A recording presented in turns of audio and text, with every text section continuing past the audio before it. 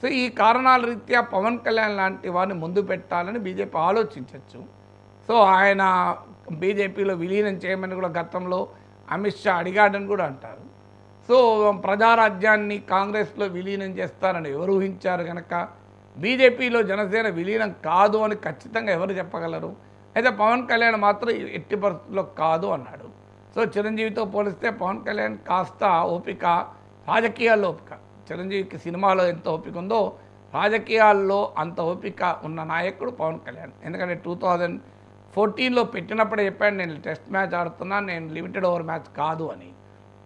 2019లో తాను స్వయంగా 2 సీట్లలో ఓడిపోయి పవర్ స్టార్ కాదు ప్యాకేజ్ స్టార్, తన సీట్లలో కూడా గెలవలేడు, ఈయన బలమెంత అని రోజు వైసీపీ నాయకులు అవహేళన చేస్తున్నా చివరకు అటువైపు నుంచి ముద్రగడ, ఇటువైపు నుంచి జోగయ్య, లేఖా